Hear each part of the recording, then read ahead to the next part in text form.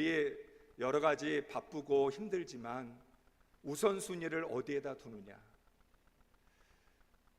앞으로도 귀한 말씀을 들을 수 있는 기회 많을 거죠. 저보다 더 능력 있는 말씀을 선포하시는 목사님들 더 많습니다. 그런데 과연 하나님이 내게 허락하신 인생의 시간, 다음의 시간이라는 게 또 있을까요? 어쩌면 오늘이 우리의 인생의 마지막 날일 수도 있고 오늘이 내게 주어진 마지막 기회일 수도 있는데 우리가 이 기회에 붙잡지 못하면 어떻게 될지 모릅니다. 진천에 진천 선수촌이 있죠. 저는 어디에 있는지는 모르겠어요. 진천에 선수촌이 생겼다는 말만 들었는데 거기에 보면 다 종목별로 코치가 있고 감독이 있어서 선수들이 열심히 훈련합니다. 그런데도 때때로는 강사를 초빙해서 또 때로 새로운 훈련을 받기도 합니다. 결국 이 부흥사경회라고 하는 것, 하나님께서 여러분의 담임 목사님을 통해서 여러분의 영혼을 지도하고 인도하고 여러분의 신앙의 성장과 성숙을 이끄시지만 그럼에도 불구하고 때로는 이렇게 특강 강사가 와서 말씀을 전해야 또 여러분들이 더 성장하고 성숙할 기회가 되기 때문에 이런 시간이 필요로 하는 것입니다. 그러니까 여러분이 이렇게 집중해서 말씀을 들으면 뭐가 좋으냐면 우리가 좀 더 집중력 있게 하나님 말씀을 듣고 내 자신을 좀 더 객관적으로 돌아볼 수 있는 그런 시간이 됩니다. 여러분, 우리가 국가에서 2년마다 건강검진 합니다. 그런데 그 건강검진 가지고도 체크되지 않는 것들이 있기 때문에 특별하게 더 개인적으로 자세히 알고 싶으면 건강검진을 합니다. CT를 찍고 MRI를 찍죠. 우리의 영혼의 상태는 어떨까? 내 심령은 건강할까?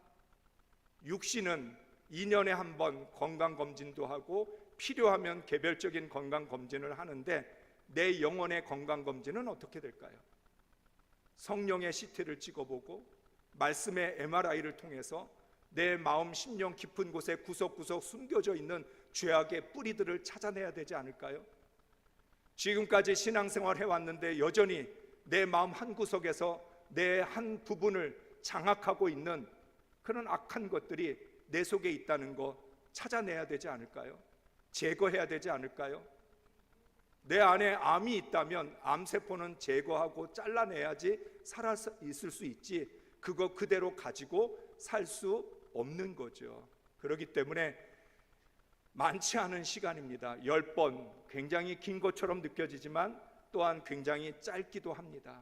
여러분이 이렇게 MRI나 CT를 찍을 때에는 1박 2일 입원해서 건강검진을 할 때도 있는 거죠. 그런 마음을 가지시고 성령의 CT를 통해서 말씀의 MRI를 통해서 내 영혼의 상태를 좀 정확하게 보자. 내가 예수 잘 믿는 것 같고 신앙생활 잘한 것 같은데 나 정말 잘하고 있는 건가? 하나님이 보시기에도 내 신앙이 건강한지 내 영혼의 상태가 어떤지 우리가 확인해 볼 필요가 있다라고 하는 거죠. 그래서 어제는 우리가 하나님을 예배할 줄 아는 성도냐, 오늘 새벽에는 기도할 줄 아는 성도냐. 예배와 기도라고 하는 이 두 가지는 우리 신앙의 기본입니다. 그래서 우리가 늘 해왔던 것이고 잘하고 있다라고 생각하기도 합니다. 그런데 내가 정말 예배할 줄 아느냐, 하나님을 예배할 줄 아느냐, 내가 정말 기도할 줄 아느냐. 오늘 새벽 기도에 오신 분들만 말씀을 들었습니다. 우리의 기도는 성전 뜰 기도가 있고 성소 기도가 있고 지성소 기도가 있다고 말씀을 드렸습니다. 우리가 흔히 이야기하는 기도 제목 갖고 하는 기도, 필요에 의해서 하는 기도, 회개하는 기도들. 그래서 우리는 늘 그런 이야기도 합니다. 요즘은 기도거리가 없어. 기도할 게 없어. 제목이 있어야 되는데 기도거리가 있어야 되는데 기도거리가 없다는 거예요. 그리고 우리는 기도할 때마다 응답을 받았느냐 못 받았느냐를 굉장히 중요시 여깁니다. 그런데 우리의 기도의 가장 중요한 본질이 무엇일까요? 기도는 문제 해결의 도구가 아니죠. 기도는 우리의 어떤 삶을 해결하고 우리가 축복을 받기 위한 수단과 도구가 아니죠. 기도의 가장 중요한 건 기도는 내 신앙을 위해서 하는 겁니다. 아멘이 안 나오시잖아요. 안 될 수밖에 없어요. 기도는 나의 영성을 위해서 하는 거예요. 문제를 해결하고 병을 고치기 위한 그런 기도도 있지만 그 기도는 사실은 본질이라기보다는 본질에서 약간 떨어져 있는 그런 기도예요. 기도의 가장 중요한 본질은 하나님을 만나는 거고, 하나님의 만남을 통해서 내 영성을 키우는 것이고, 내 신앙이 깊어지는 것이고, 내 영혼을 위하여 하는 것이 기도라는 거예요. 그래서 기도는 응답 받았느냐 못 받았느냐가 없어요. 내 영성을 위하여 신앙의 길을 찾아가는 그 과정 속에서 계속 기도해야 되니까 그 기도에는 응답이라는 게 없어요. 하나님 나라 갈 때까지 우리는 기도해야 되는 거죠. 그런데 여러분, 기도에서 가장 중요한 본질을 떼놓고 어쩌면 1+1처럼 딸려오는 그 외에 하나님이 보너스로 주시고 선물로 주시고 은혜로 주시는, 우리는 그것을 본질로 삼아서 복을 달라고, 병을 고쳐달라고, 그리고 문제를 해결해 달라고, 고난이 해결되게 해달라고 기도하죠. 고난이 해결되면 응답받았다고 하고, 문제가 해결되면 응답받았다고 하고, 병을 고쳤으면 고쳤다고 응답받았다고 하는데, 문제가 뭔지 아세요? 병은 고쳤는데 영혼은 아직도 병들어 있어요. 고난은 해결이 됐는데 내 죄는 해결되지 않았어요. 문제는 해결이 됐는데 아직도 내 마음속에 있는 고집과 혈기와 자존심들은 전혀 다스려지지 않았어요. 그 기도는 무슨 기도예요? 문제만 해결이 되면 모든 게 다 해결이 된 건가요? 육신의 병만 고치면 나는 정말 살아난 건가요? 영원히 병든 건 어떻게 할 건가요? 우리 내 안에 있는 이 속사람의 문제는 어떻게 해결할 건가요? 기도의 가장 중요한 건 그냥 선물로 보너스처럼 하나님이 구하지 않아도 너에게 있어야 할 것을 아시고 계시기 때문에 언제든지 하나님이 원하시기만 하면 주실 수 있는 그것에 매달려서 기도하고, 그것 갖고 응답을 받았느니 못 받았느니가 아니라, 기도는 내 영이 살아나기 위하여, 내 영혼을 위하여, 내 심령이 살아나기 위하여, 내 믿음의 중심이 바로 서기 위해서 나의 신앙과 영성을 위하여 하는 게 기도라는 거예요. 하나님을 예배하면 예배를 통해서 내가 누구인지를 알게 되고, 예배를 통해서 하나님이 어떤 분이신지를 알게 돼요.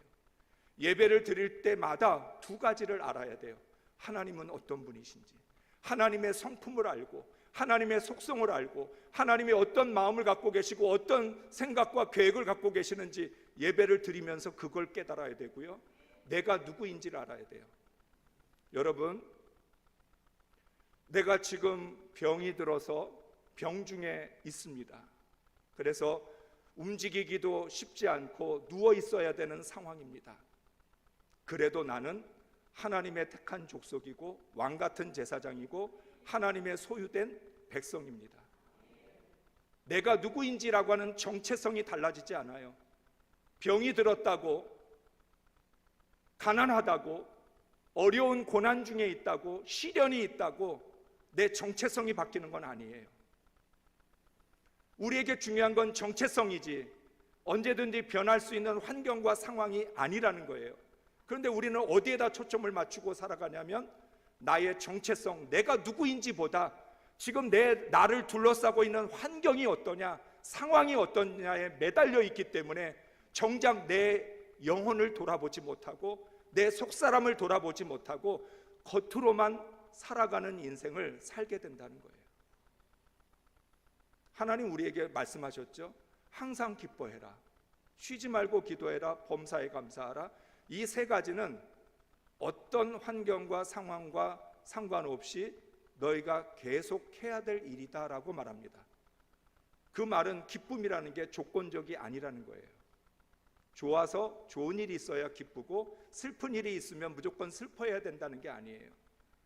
여러분, 그건 당연한 게 아니에요. 그건 선택이에요. 어떤 선택이에요? 슬퍼할 수밖에 없는 상황에서도 나는 택하신 족속이고 왕같은 제사장이고 거룩한 그의 소유된 백성이기 때문에 나는 슬퍼하기보다 기뻐하기로 작정하고 결단하는 거예요. 영혼을 지킨다는 게 바로 그런 거예요. 오늘 말씀은 영혼을 지킬 줄 아는 성도냐. 우리 평생 예수 믿었는데 내 영혼 지킬 줄 아나요? 재산을 지키고 자식을 지키고 가족을 지키고 생업을 지키고 그걸 지키는 데는 우리는 열심을 내고 있고 잘하고 있는데 정작 내 영혼을 지키지 못하는, 그래서 환경이나 상황에 떠밀려서 슬퍼할 수밖에 없는 상황이 되면 당연히 슬퍼해야 되는 줄 알아요. 불평하고 원망이 나오는 상황이 되면 당연히 불평해야 되는 줄 알아요. 그런데 여러분, 불평할 수밖에 없는 상황에서도 나는 선택할 수 있어요. 불평할 건지 감사할 건지, 기뻐할 건지 슬퍼할 건지, 절망할 건지 소망을 가질 건지. 어떤 상황과 순간에서도 우리는 선택할 수 있는 기회가 있어요. 어쩔 수 없다라고 하는 말은 있을 수 없어요. 어쩔 수 없는 일은 없어요. 아무리 어쩔 수 없는 상황에서도 영혼에 있어서는 내가 무엇을 할 것인지 선택하고 결정할 수 있어요. 한 사람이 정말 믿음의 사람인지, 그 사람의 신앙이 제대로 된 믿음인지 아닌지는 무엇으로 알 수 있어요? 축복을 얼마나 많이 받았느냐, 앞서 말한 것처럼 기도 응답을 얼마나 많이 받았느냐, 얼마나 예배를 잘 드렸느냐, 주일을 성수하고 11조를 드렸느냐, 그것에 의해서 평가되는 것이 아니라 영혼을 지킬 줄 아느냐 지키지 못하느냐에 달려 있어요. 오늘 우리가 읽은 요한 3서 2절의 말씀, 너무나 유명한 말씀이죠. 하나님이 정해주신 순서는 뭐예요? 영혼이 잘 돼야 범사가 잘 되고 영혼이 잘 돼야 강건하다라고 얘기해요. 그것이 하나님이 정해주신 순서인데 세상은 그 순서를 뒤집어 놔요. 사탄은 그 순서를 자꾸만 뒤집어요. 우리에게 뭐라고 이야기하면, 네가 건강해야 범사가 잘 되고 네가 건강해야 영혼도 잘 될 수 있지 않느냐. 너무나 그럴듯해요. 건강해야죠. 건강해야 교회 갈 수 있고, 건강해야 찬양할 수 있고, 건강해야 봉사하고, 건강해야 전도하고, 건강해야 신앙생활할 수 있으니까 너무나 매력적으로 들려요. 그런데 그것은 세상이 정해준 순서고 사탄이 정해주는 순서예요. 건강해야 범사가 잘 되고, 건강해야 그래야 모든 일들도 잘 되고, 건강해야 신앙생활도 할 수 있고, 건강해야 영혼이 잘 되는 거 아니냐. 그런데 하나님은, 사람을 지으신 하나님, 창조하신 하나님은 그렇게 말씀하지 않아요. 너의 영혼이 잘 돼야만 범사가 잘 될 수 있고 영혼이 잘 되어야만 강건할 수 있다라고 말씀하고 있어요. 앞서 말씀과 연결해 보면 많은 사람이 기도 응답을 통해서, 신앙생활을 통해서 축복도 받아내고 기도의 응답도 받고 문제도 해결하고 병도 고쳐요. 그런데 영혼을 잘 되게 하지를 못해요. 왜? 우리의 기도의 목적이 영혼이 잘 되는 것에 없었기 때문에. 내 기도가 처음부터 영혼이 잘 되는 것에 관심을 두지 않았어요. 처음부터 내가 예배하는 목적이 내 영혼이 잘 되는 것에 관심이 없었어요. 우리의 관심은 그저 지금 당장 내 처해 있는 발등에 떨어진 불을 끄는 게 중요하고, 문제가 해결되는 게 중요하고, 복을 받아야 되고, 막혀있는 물질의 문제 풀려야 되니까 그게 중요했어요. 그래서 그것을 해결했어요. 은혜로, 하나님의 은혜로, 하나님의 도우심으로, 하나님의 불쌍히 여기심으로. 믿음 없는 나 같은 자들에게 하나님 그런 복을 주셨어요. 그런데 문제는 뭐냐면, 그런데 영혼이, 여전히 내 영혼은 병들어 있다는 사실이에요. 70년대 80년대 한국교회 강하게 성령운동이 일어나고 교회마다 부흥의 역사가 일어나고 은사가 많고 뭐 여러 가지 교회 안에서 믿음의 증거들이 나타났어요. 정말 교회에서 웬만한 사람들은 다 방언하고 예언의 은사도 있고 신유의 은사도 있고 병도 고치고 정말 정말 뜨겁게 역사가 일어났어요. 저희 금호제일교회는 부흥사 목사님이 계신 곳이었으니까 정말 예배 드리는 동안에 병도 고치고 문제도 해결되는 역사가 많이 일어났어요. 그런데 성품이 안 바뀌어요. 여러분 이거 아시나요? 이걸 아셔야 돼요. 이 은사와 성격이 지랄 같은 건 정비례한다는 사실.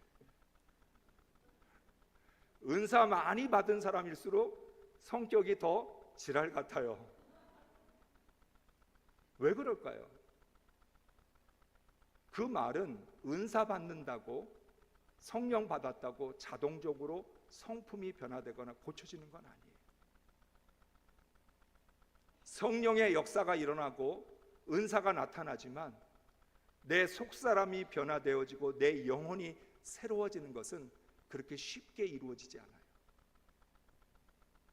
그러니까 여러분, 오늘 우리들은 시간이 많이 걸리는 것, 그리고 좀 까다롭고 어려운 것, 이건 뒤로 밀어놓고 지금 당장 효과가 나타나고 지금 당장 눈에 보이는 것들이 나타나는 거기에 매달려서 신앙생활하니까 은사 받으면 금방 은사가 나타나요.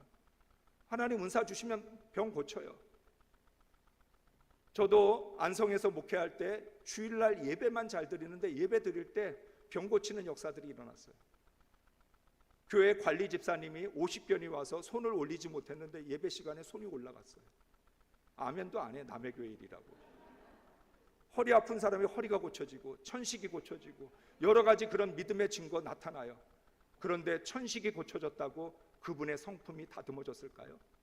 50견이 고쳐졌다고 그분의 영혼이 살아났을까요? 그건 별도의 문제예요. 별개의 문제예요.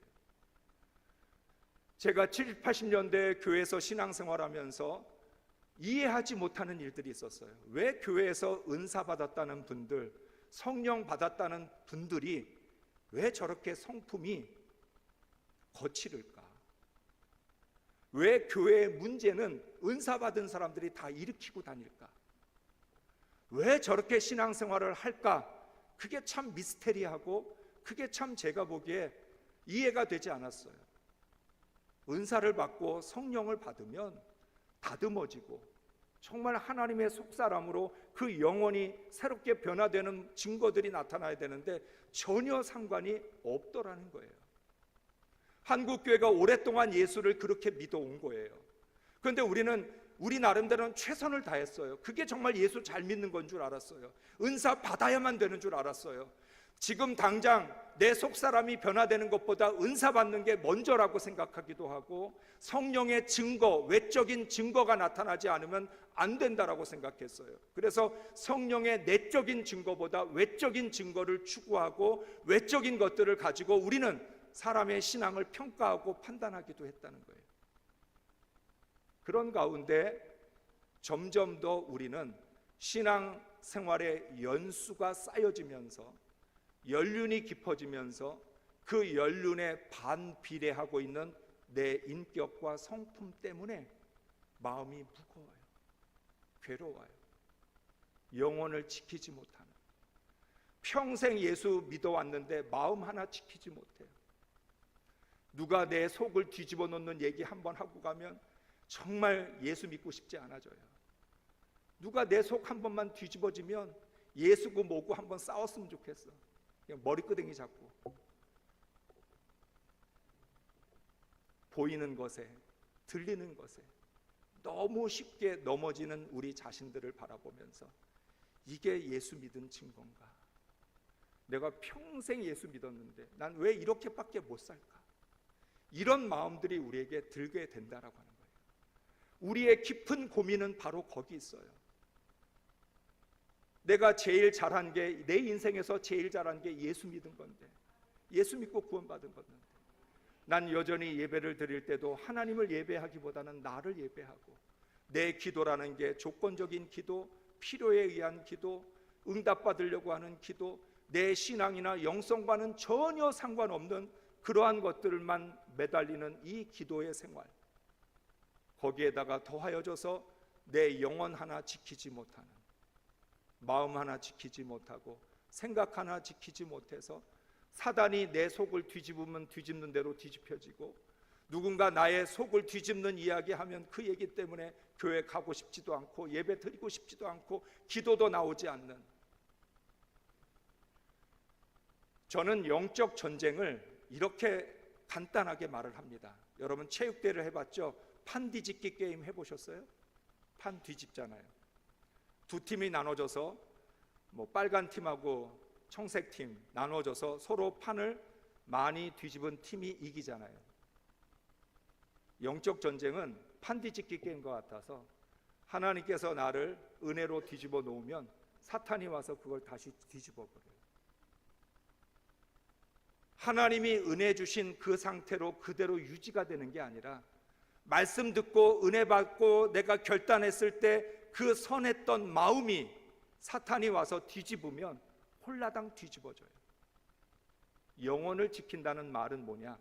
사탄이 뒤집으려고 할 때도 뒤집어지지 않는, 사람이나 환경이 내 속을 뒤집어 놓을 때 쉽게 뒤집어지지 않고 끝까지 그걸 이기고 지켜낼 수 있는, 판 뒤집기 게임은 두 가지가 잘 돼야 돼요. 하나는 부지런히 뒤집어야 되고, 또 하나는 내 걸 잘 지켜야 되잖아요. 오늘 우리의 신앙이라는 게 얼마나 무기력하냐면, 그냥 옆에서 누군가 나를 찌르면 찌르는 대로 다 아파해요.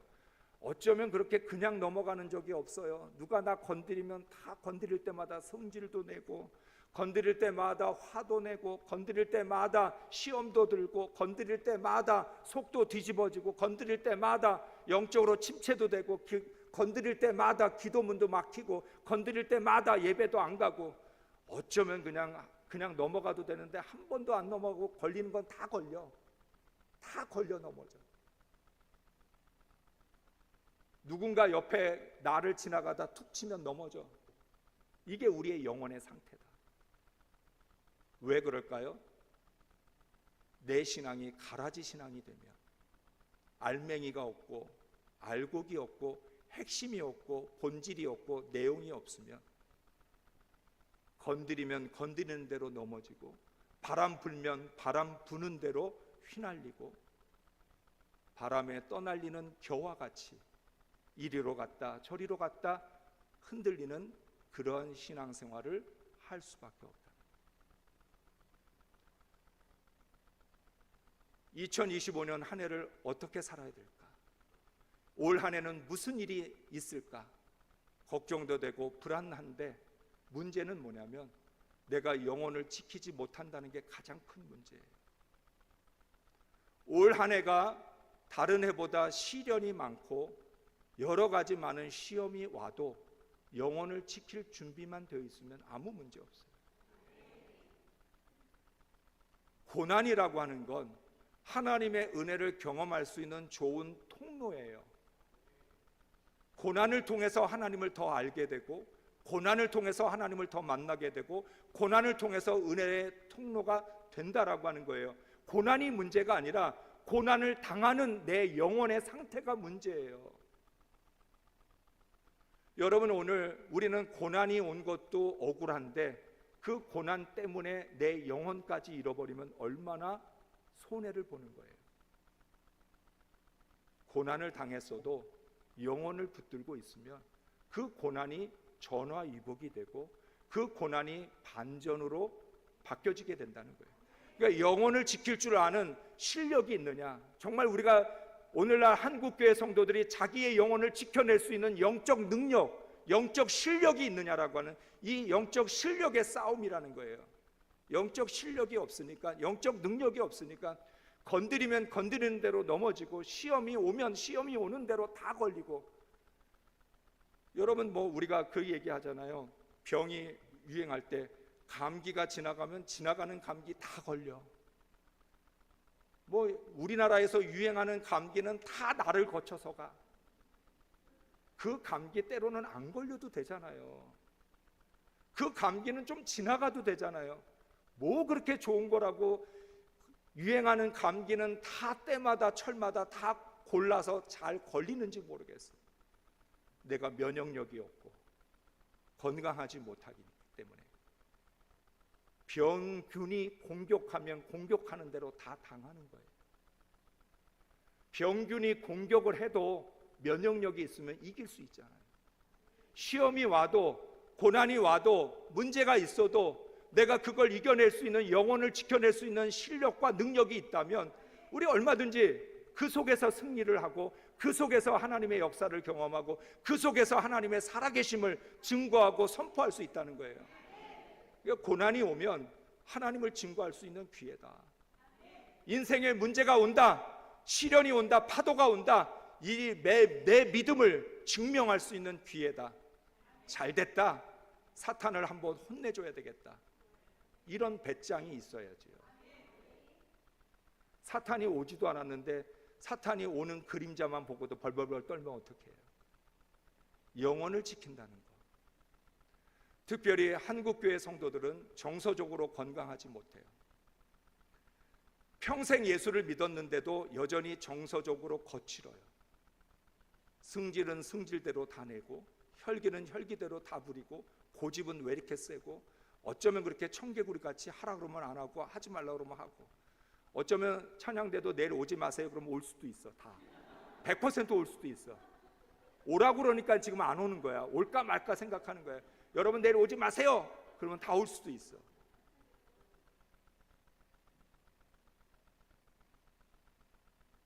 우리의 영혼의 상태가 어떤지, 나는 정말 영혼을 지킬 줄 아는 성도인지, 우리가 이 문제를 깊이 고민할 필요가 있다라고 하는 거예요.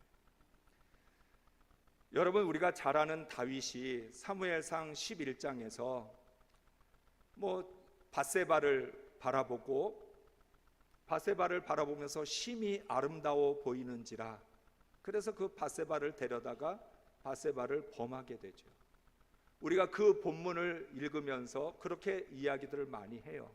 지금 부하가 전쟁에 나갔는데 다윗은 전쟁에 가지도 않고 집에서 낮잠을 늘어지게 잤다, 이렇게 다윗을 비난해요. 그런데 지금 다윗의 짬밥이 전쟁 나갈 짬밥이 아니에요. 전쟁 나갈 군번이 아니에요. 그리고 다윗의 위치에서 낮잠 좀 자도 아무 문제 없어요. 문제의 핵심은 뭐냐? 낮잠을 잤다는 것도 아니고 전쟁 중인데 전쟁에 나가지 않았다는 것도 아니고 밧세바를 옥상을 거닐었다는 것도 문제가 아니고 옥상을 거닐다가 우연찮게 바라봤는데 밧세바라고 하는 여인이 심히 아름다워 보였어요. 아름다워 보일 수 있어요. 문제는 뭐냐면 아름답게 보인다고 다 내가 가질 수 있는 거 아니에요. 아름다워 보였을 때 다윗은 자기의 영혼을 지켜야 돼요. 아름다워 보여요. 객관적인 사실이에요. 아름다우니까 아름답게 보였을 거예요. 그러면 세상에 아름답게 보이는 모든 건 다 내 건가요? 그렇지 않죠. 영혼을 지키지 못했어요. 그래서 밧세바를 소유하려고 했고 자기의 욕심을 따라갔어요. 여러분, 욕심이 생긴다고 다 욕심을 따라갈 필요 없어요. 여러분, 욕심 생겨요? 욕심 생기면 욕심 쫓아가야 돼요? 나는 누구인데? 나는 그리스도인인데, 나는 영혼으로 살아가는 사람이고 나는 하나님께 내 삶을 맡긴 사람인데 욕심이 생긴다고, 아름다워 보인다고, 내 눈에 보기에 좋다고 그거 다 따라가고 쫓아갈 수 있나요? 먼저 우리가 생각해야 돼요. 이게 내 영혼에 유익한 일인가? 이게 내 신앙에 도움을 주는 일인가? 이것이 나의 신앙을 성숙하게 하고 구원을 이루어가는 일인지 아닌지를 분별할 줄 알아야 된다는 거예요. 그런데 우리가 그 분별을 하지 않아요. 욕심이 생겼다고 욕심을 따라가고 환경과 상황에 끌려가서 우리는 늘 핑계를 어쩔 수 없었다고, 하나님 아름다워 보이잖아요. 너무너무 아름다워 보이잖아요. 아름다워 보이는 게 무슨 상관이에요? 판단은 영적으로 하는 거고 말씀으로, 성령으로 분별하는 거지 육신의 눈으로 분별하는 거 아니고 욕심으로 분별하는 거 아니잖아요. 영혼을 지키지 못할 때 어떤 결과가 오느냐? 아무리 하나님께서 다윗을 칭찬하고 그 다윗의 왕위를 견고하게 세워준다고 말씀을 하셔도 영혼을 지키지 못하면 다윗 왕 아니라 다윗 왕 할아버지라도 소용없어요. 넘어지는 거예요.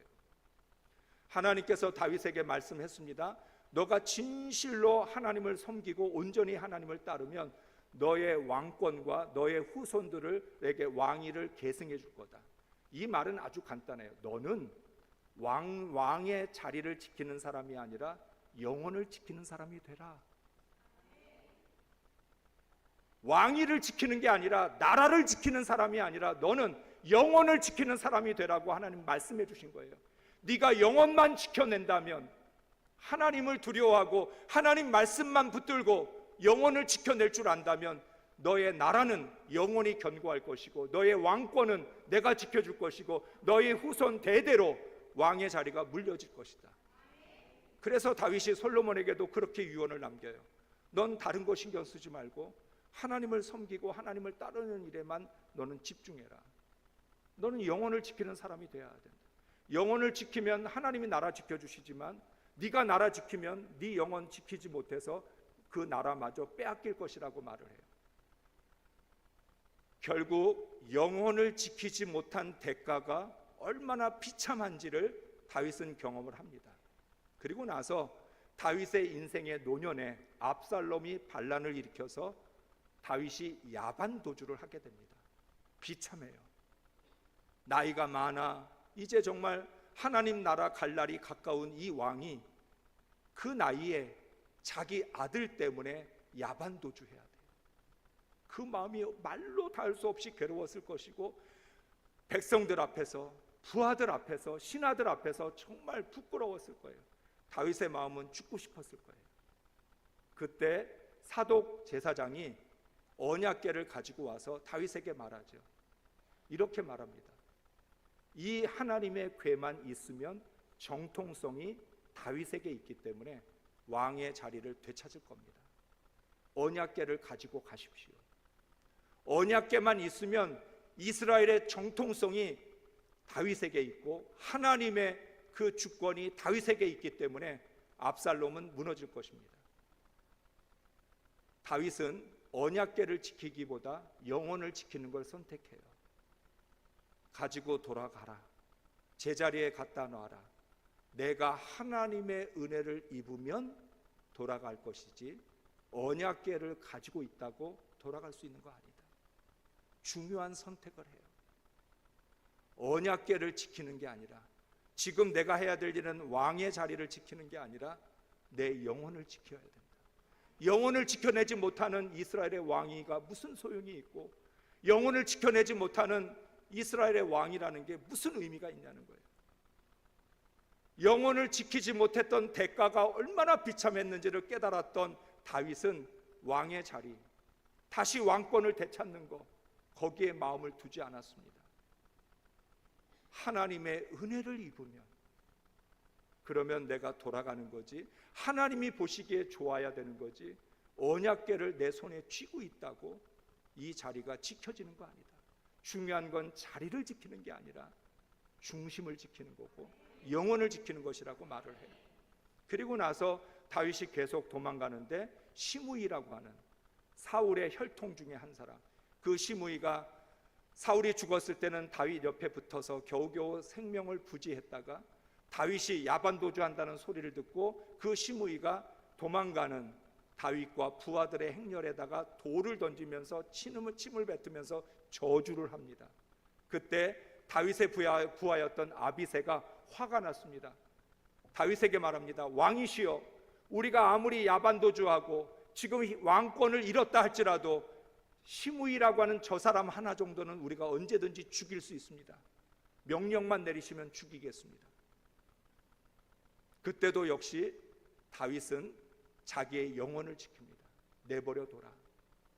하나님께서 저자의 입술을 통하여 나를 저주하신다면 그 모욕을 다 받아야 된다. 놀라운, 영혼을 지키게 되면 어떻게 돼요? 모욕을 견딜 수 있어요. 다윗을 향해서 시므이가 저주를 퍼붓었어요. 야, 이 너 못된 놈아, 사울을 죽인 놈아, 너 잘됐다, 이제 원수를 갚는다, 너 사울을 죽이고 왕이 됐지, 이제 하나님이 너를 치신다, 하나님이 너를 저주하셨다. 말로 다 할 수 없는 수치와 모욕을 주는데, 지금 다윗에게 중요한 건 수치를 당하고 모욕을 당하는 문제가 아니라 내 믿음을 지키고 영혼을 지킬 수 있느냐는 거예요. 그래서 말하는 거예요. 혹시라도 하나님이 저 사람의 입술을 통하여 나를 저주하고 모욕하는 것이라면 그 모욕 다 받아야지. 피할 수 있냐? 그 모욕을 피한다고 문제가 해결되냐? 저주를 피한다고 없던 일이 되느냐? 그렇지 않다. 내버려둬라. 하나님이 판단하셔서, 만약에 저 사람이 자기의 감정이나 자기 생각으로 나를 저주하고 있다면 하나님이 심판하실 거고, 저 사람이 하나님이 시켜서 나를 저주하고 있다면 당연히 나는 그것을 받아내야 되고 견뎌야 된다라고 말합니다. 목회자도 마찬가지여서 듣기 싫은 소리 들으면 화가 나요. 때로는 억울할 때도 많아요. 왜 그렇게 억울한 일이 많은지, 제가 하지도 않은 말 했다고 성도들이 공격할 때도 있고요, 비난할 때도 있고요, 근거 없는 소문을 퍼뜨릴 때도 있어요. 그러면 저는 아무것도 안 해요. 왜냐하면 할 필요가 없기 때문에. 그건 하나님이 판단하셔서 하나님이 정리하실 일이지, 내가 그건 아니고 이건 저거고 설명할 것도 없고 말할 것도 없다. 중요한 건 그 순간에 내가 영혼을 지키고 있느냐 없느냐지, 그 사람의 말이 틀리느냐 맞느냐 시시비비를 가린다고 없어지는 거 아니에요. 내버려두면 돼요. 그냥 내버려두면 돼요. 그 순간에 있어서 무엇이 내게 중요할까? 어떤 환경과 상황이 주어질 때마다 우리는 가장 중요한 게 뭐냐? 그때마다 나는 누구이고 하나님은 어떤 분이시고, 그리고 나는 내 영혼을 어떻게 지켜야 될 것인지 거기에 집중을 하게 되면 나머지는 하나님이 다 정리하시고 하나님이 다 풀어주시고 해결해 주시고, 하나님이 내가 억울하면 내 억울함을 갚아주실 것이고, 내가 잘못한 거면 나를 징계하실 것이고, 하나님 다 그렇게 하시는 거예요. 우리가 평생 예수 믿는데 영혼을 지키지 못한다는 것, 특별히 요즘 우리가 이 시대에 잘 알고 있는 것처럼 너무나 정신병이 많아졌어요. 우울증, 공황장애, 불안장애, 여러 가지 불면증까지도. 그런데 안타까운 건 신앙의 공동체 안에서 내가 마음이 아프고 정신적으로 힘들다는 얘기를 할 수가 없어요. 신앙의 공동체 안에서 그걸 이야기하면 저 사람의 믿음에 문제가 있다고, 저 사람 영적으로 잘못됐다고, 신앙생활 그렇게 하니까 내가 언젠간 그렇게 될 줄 알았어, 예언자들도 나오고 선지자도 있고 막 저마다 다 판단해요. 가장 안타까운 일이에요. 교회라고 하는 공동체가, 신앙의 공동체가 영혼의 보금자리인데, 가정이 육신의 보금자리라면 교회는 영혼의 보금자리인데, 여러분, 짐승도 자기 보금자리는 해치지 않아요. 짐승도 자기 보금자리를 망가뜨리지 않아요. 왜? 보금자리를 망가뜨리면 돌아갈 곳이 없으니까. 교회라는 신앙의 공동체는 영혼의 보금자리여서 망치면 안 돼요. 내가 기분 나쁘다고, 내 마음에 안 든다고, 내 뜻과 다르다고 교회를 뒤집어 놓고 보금자리를 망쳐버리고 깨트려버리면 결국은 영혼을 지키지 못하게 돼요. 그러니까 여러분, 이 영혼의 보금자리 안에서 내 마음이 아픈 것, 내 영혼이 병들어 있는 것, 그거 같이 고백하고 그거 위로해주고 함께 영혼을 지키고 영혼을 돌봐주는 일을 하는 게 교회인데, 아이러니하게 교회 안에서만큼은 더 연약함을 드러내기가 어렵고, 내가 어떠한 마음의 상태에 있는지, 내 마음의 괴로움이 무엇이고 내가 어떤 것 때문에 고통받고 있는지를 얘기를 꺼낼 수가 없어요. 소문이 퍼지고 거기에다 말이 덧붙여지고, 그래서 이 사람은 다시 또 한 번 죽어요. 마음이 죽었는데 소문이 퍼져서 이 사람을 또 한 번 죽이는 일들이 교회라고 하는 공동체 안에서 일어나고 있어요. 왜 그럴까요? 교회가 영혼을 돌보는 공동체가 아니라는 뜻이고, 교회가 영혼을 지키는 일에는 관심이 없다는 거예요. 사람을 판단하고 사람을 비방하고 험담하는 게 재밌고 좋지, 영혼을 지켜주는 것, 그 사람의 영혼을 돌봐주는 일에 관심을 갖고 있지 않다라고 하는 거예요. 그래서 안타깝게도 교회 안에서는 아픈 것도 얘기하지 말아야 돼요. 제가 제일 가슴 아픈 게 뭔지 아세요? 성도들이 저한테 꼭 그렇게 이야기해요. 목사님만 알고 계세요. 자기가 수술받고 지금 불치의병에 걸렸는데 성도들이 알까 봐 두려워해요. 목사님만 알고 기도하시라고 그래요. 저는 저한테 오는 이야기를 절대 얘기하지 않아요. 어떨 때는 제 집사람한테도 얘기를 안 해줘요. 그래서 집사람이 승질나서 저한테 와요. 아니, 같이 목회하고 같이 부부인데 그 사람 아픈 거 나한테는 얘기해줘야지. 그 사람이 목사님만 알고 있으라고 그랬어. 사모님도 알고 있으라고 그랬으면 내가 얘기했을 텐데 목사님만 알고 계시라고 그래서 나는 나만 알고 있었지. 제가 그렇게 얘기를 해요. 그래서 제가 목회하는 교회에서 성도들에게 기본적인 신뢰가 있어요. 목사님한테 얘기하는 건 딴 데로 흘러가지 않는다. 목사님은 오히려 내가 좀 얘기 좀 했으면 좋겠는데 목사님 얘기를 안 하셔서 걱정이다. 교회라는 공동체가 영혼을 지키는 공동체, 영혼을 돌보는 공동체인데 우리가 얼마나 영혼에 관심이 없냐면,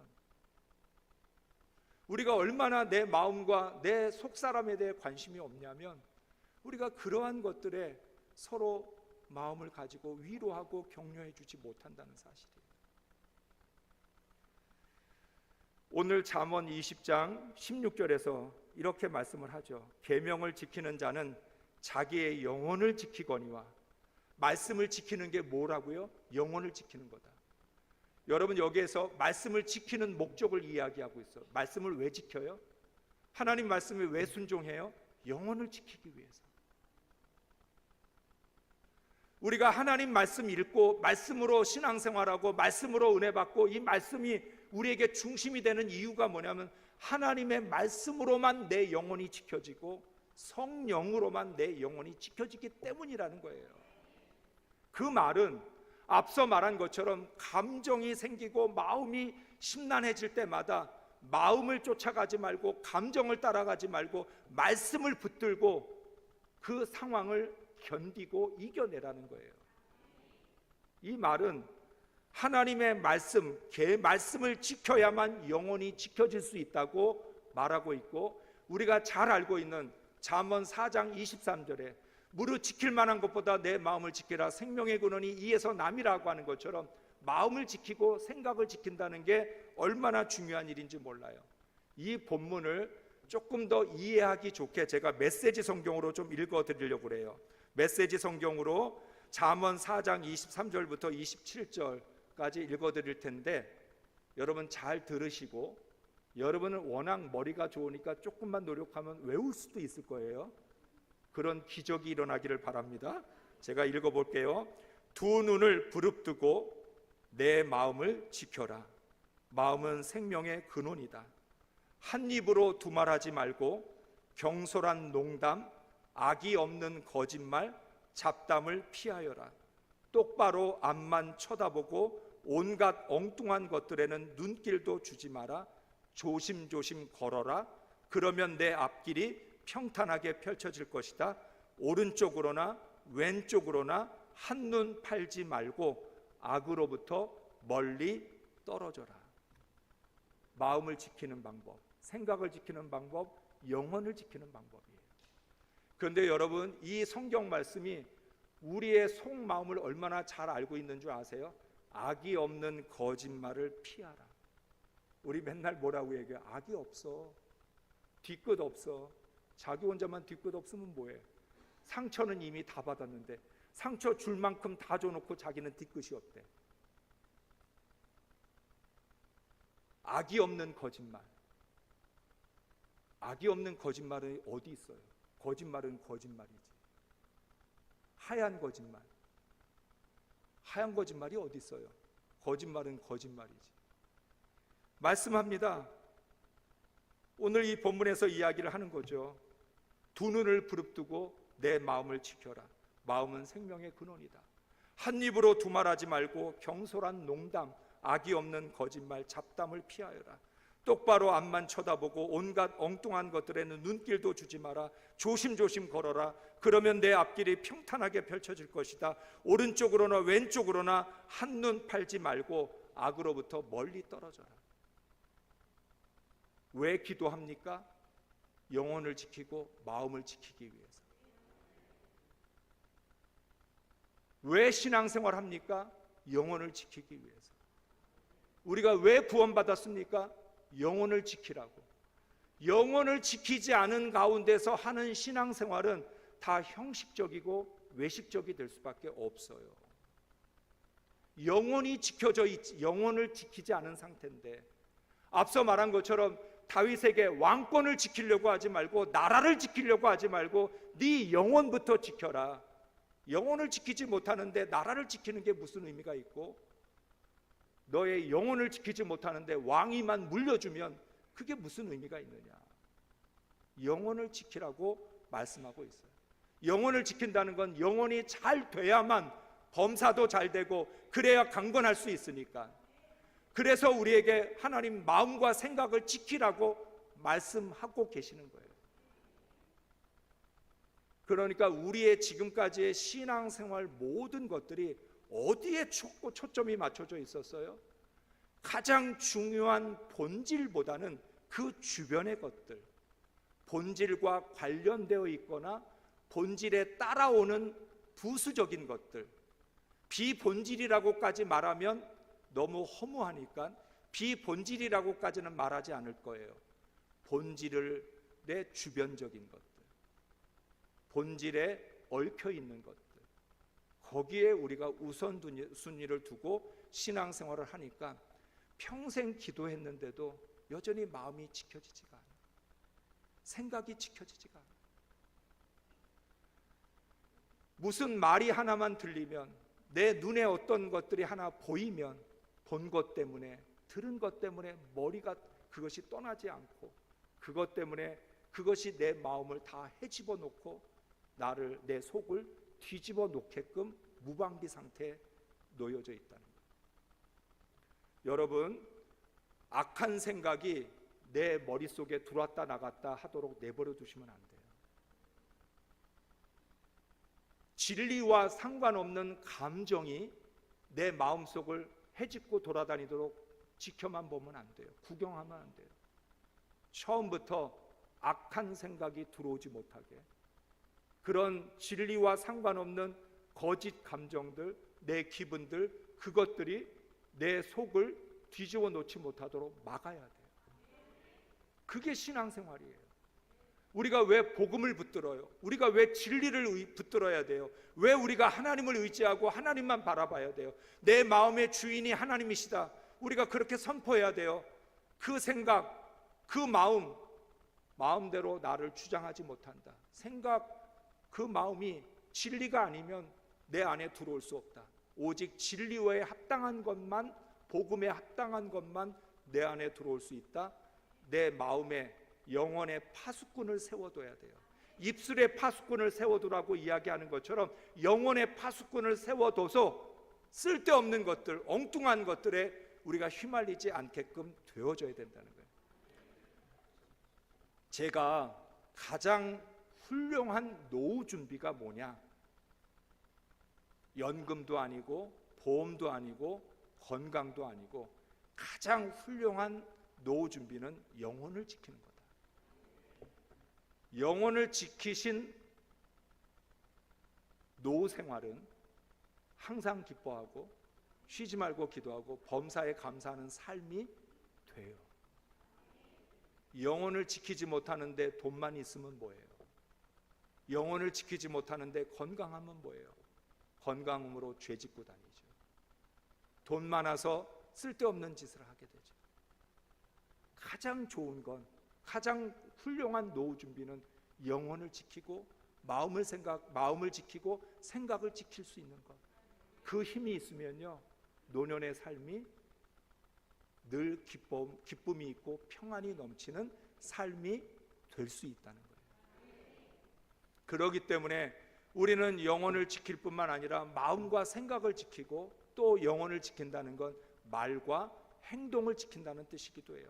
그래서 오늘 잠언 19장 16절에서 이야기하는 건 계명을 지키는 자는 자기의 영혼을 지키거니와 자기의 행실을 삼가하지 아니하는 자는 죽으리라.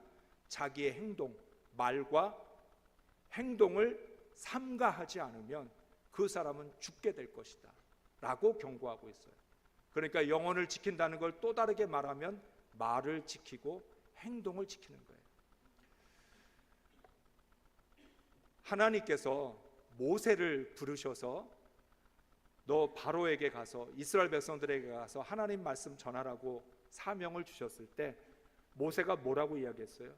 나는 입이 뻣뻣하고 둔하여서 말할 줄 모릅니다. 그럴 때 하나님이 하신 말씀이 있어요. 뭐라고 말씀하시냐면 네가 해야 할 말을 내가 가르치겠다. 모세, 자기는 말을 잘 못한대요. 그런데 하나님이 찾으시는 사람은 말 잘하는 사람을 찾는 게 아니에요. 하나님이 찾으시는 사람은 하나님이 주시는 해야 할 말을 할 수 있는 사람을 찾으시는 거예요. 말은 해야 할 말을 해야 되는 거지 하고 싶은 말을 하는 게 아니에요. 내일 오전에 거듭난 말에 대해서 우리가 함께 나눌 거예요. 우리는 하고 싶은 말을 하면서 살아요. 하고 싶은 말을 하다 보니까 해야 할 말은 정작 하지도 못해요. 그래서 여자분들 잘 아시죠? 2시간, 3시간 실컷 수다 떨고서 집에 돌아가면서 아, 내가 이따가 진짜 할 말은 전화로 할게. 할 말은 안 하고 뭐 한 거예요, 지금까지? 그렇게 오랫동안 얘기했는데 집에 돌아가서 아, 내가 진짜 할 말은 집에 가서 전화로 한대. 하나님이 모세에게 말씀하셨어요. 너는 네가 하고 싶은 말을 하는 게 아니고 네가 해야 할 말, 내가 너의 입에 넣어주는 말, 그 말을 하면 되는 거지 네가 말을 잘할 이유가 없다. 신앙인들은 하고 싶은 말을 하면서 사는 사람이 아니라 해야 할 말을 하는 사람이 돼야 돼요. 그렇다고 또 이제 이 말씀 들었으니까 이제 여러분 중에 우리 목사님이 입 바른 소리 하래. 난 이제부터 할 말은 꼭 하고 살 거야. 아주 굳게 각오를 하고 집으로 돌아가시는 분도 있을지 모르겠어요. 여기에서 해야 할 말은 뭐라고요? 하나님이 우리 입에 넣어주시는 말, 하나님이 주시는 말. 그래서 예언자라고 하는 말이 맡길 예자와 말씀 원자잖아요. 하나님의 말씀을 맡은 사람, 입에 하나님의 말씀을 넣어주셔서 그 넣어주신 말씀을 맡았기 때문에 그 말씀을 전하는 거죠. 그러니까 여러분, 말과 행동을 지키는 게 영혼을 지키는 증거라는 거예요. 마지막으로 영혼을 지킨다는 건 구원을 지킨다는 거예요. 제가 늘 결혼식 주례할 때마다 이야기합니다. 여러분은 사랑의 완성으로 결혼한 게 아니라 이제부터 사랑하기 위하여 결혼하시는 겁니다. 지금까지 여러분은 연애를 통해서 사랑을 연습하셨고 이제는 결혼을 통해서 본격적인 사랑을 시작할 겁니다. 이제부터 시작하는 거기 때문에 여러분은 시행착오를 겪어야 되고 많은 실수와 문제들을 겪게 될 겁니다. 그런데도 여러분은 완성을 향해 나아가야 합니다. 구원은 신앙의 출발점이지 종착점이 아니에요. 구원으로부터 신앙생활이 시작된 거예요. 이제부터 갈 길이 멀어요. 여러분 예수 믿고 구원 받으셨어요? 갈 길이 멀어요. 예수 믿고 구원 받으셨나요? 이제부터 구원의 삶이 시작된 거예요. 지금까지의 삶은 죄인의 삶이었다면 구원 받고 나서부터 이제부터 의로운 삶이 시작되어야 되고 의인의 삶이 시작되어야 되는 거예요. 그렇기 때문에 이 의인의 길을 걸어가고 구원의 길을 걸어가려면 영혼을 지키지 않고는 구원의 길을 걸어갈 수 없는 거예요. 복음의 길을 걸어갈 수 없어요. 그래서 예수님은 마태복음 산상설교회에서 우리의 영혼을 지키기 위하여 팔복의 말씀을 주셨어요. 영혼을 지키는 사람은 심령이 가난해요. 영혼을 지키는 사람은 애통하고 온유하고 의에 줄이고 목이 말라요. 영혼을 지키는 사람은 긍휼히 여길 줄 알고 마음이 청결하고 화평케 하고 의를 위하여 박해를 받을 수 있어요. 영혼을 지키는 사람의 심령이에요. 영혼을 지킨 사람의 마음의 상태, 마음과 생각을 지키면 어떻게 되는지가 팔복의 심령으로 말씀하고 있는 거예요. 그게 바로 구원의 길을 걸어가는 사람의 모습이기도 하고 그 말씀을 위하여서 우리는 구원을 받았다라고 하는 사실이에요. 영혼을 지키기 위하여 구원받은 거예요. 영혼을 지키려면 구원받지 않고는 영혼을 지킬 수가 없으니까. 구원을 받아야만 영혼을 지킬 수 있고 구원을 받아야만 성령과 진리로 내 마음과 생각을 지켜낼 수 있기 때문에 하나님이 먼저 구원해 주신 거예요. 구원받지 않고는 도저히 지킬 수 없으니까 지켜서 구원받는 게 아니라 구원받아서 지켜나갈 수 있다라고 하는 거예요. 그래서 로마서에서는 뭐라고 얘기해요? 육신의 생각과 성령의 생각을 나누고 있어요. 육신의 생각과 성령의 생각은 서로를 대적해요. 육신의 생각은 성령의 생각을 밀어내고 성령의 생각은 육신의 생각을 밀어내요. 우리 안에 두 마음은 공존할 수 없어요. 육신의 생각과 영의 생각이 함께 있다는 건 거짓말이에요. 영의 생각이 있으면 영의 생각은 내 안에 들어오려고 하는 육의 생각을 계속 밀어낼 수밖에 없어요. 반대로 육신의 생각이 내 마음에 자리를 잡고 있으면 아무리 영의 생각이 들어와도 육신의 생각이 그 영의 생각을 밀어내는 거예요. 그래서 하나님이 우리를 의의 종이 되게 하셨고 육신의 생각이 아닌 영의 생각, 생명과 평안을 얻을 수 있게 만들어 주셨다는 거예요. 사랑하는 성도 여러분, 2025년 한 해 동안 영혼을 지키기를 원합니다. 나는 정말 영혼을 지킬 줄 아는 성도인가? 나는 정말 하나님을 예배할 줄 아는 성도인가? 난 정말 기도할 줄 아는 성도인가? 우리가 너무나 단순하고 늘 해왔고 익숙한 것이기 때문에 당연하다고 여겼었는데 당연한 게 아니었는 거죠. 당연한 게 아닌 거예요. 평생을 예수 믿고도 자신의 마음 하나 지켜내지 못하는 무기력한 신앙인들이 너무 많아요.